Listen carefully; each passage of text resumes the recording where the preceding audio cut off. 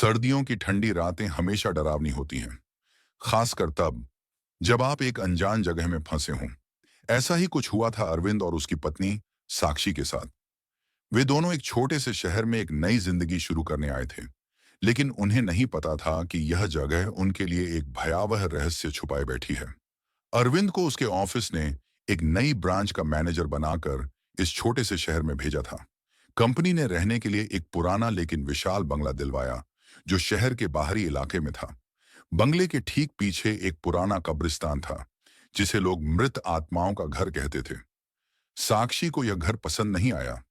उसे पहली ही रात से अजीब अजीब आवाजें सुनाई देने लगीं। चलने की हल्की सरसराहट, तो कभी किसी के धीरे धीरे फुसफुसाने की आवाजें। पहले उसने सोचा कि यह सब उसका वहम है, लेकिन जब आवाजें रोज आने लगीं, तो वह डरने लगी। अरविंद, ये जगह सही नहीं लग रही, एक रात साक्षी ने कहा।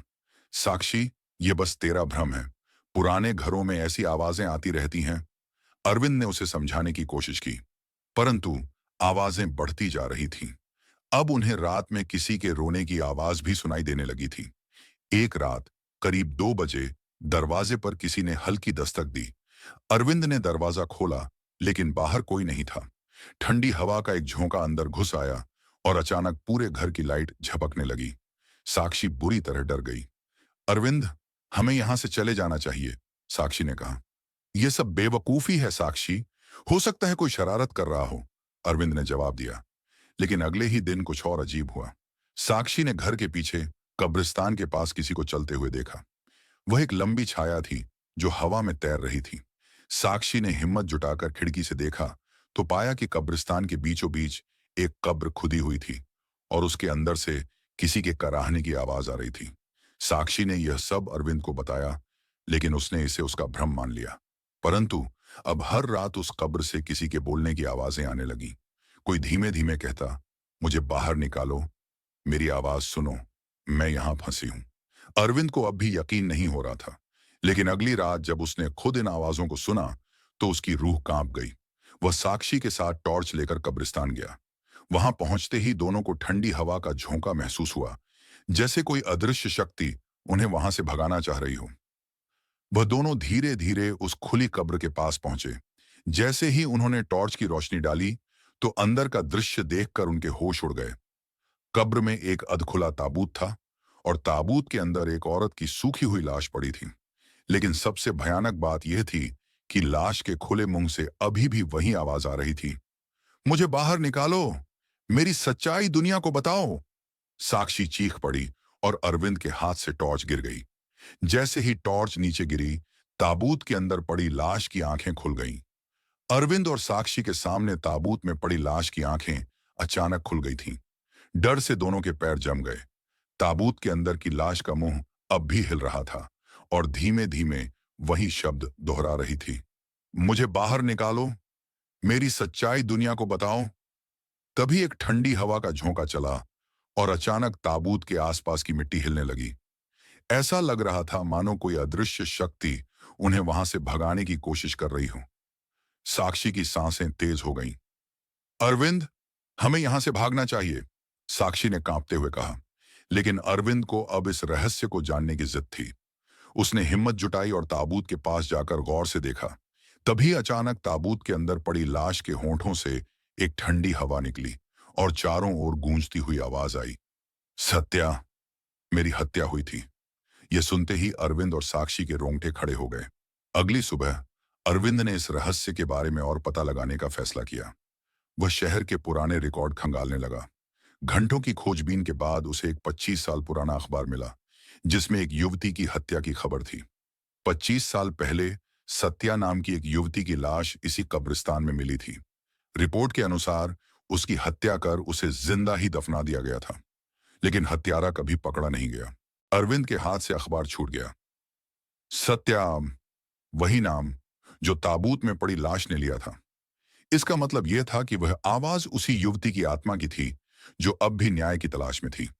साक्षी ने कांपती आवाज में कहा, मतलब हमें उस कब्र में जो लाश मिली थी, वह सत्या की थी और वह अब भी न्याय चाहती है? अरविंद ने गहरी सांस ली। शायद हाँ, और शायद इसलिए उसकी आत्मा अब भी भटक रही है। हमें इसकी सच्चाई पता करनी होगी। उसी रात जब दोनों सोने की कोशिश कर रहे थे, तो अचानक घर में अजीब घटनाएं होने लगी। खिड़कियां अपने आप खुलने लगीं, दीवारों पर खून जैसे निशान उभरने लगे, और सबसे डरावनी बात, आईने में सत्या की परछाई दिखने लगी। आईने में सत्या की धुंधली छवि दिखी और वह चीखते हुए बोली, मुझे न्याय चाहिए, मेरा हत्यारा अभी भी जिंदा है। अरविंद और साक्षी डर से चिल्ला पड़े। सत्या की आत्मा अब पूरी ताकत से अपने हत्यारे का नाम लेना चाहती थी।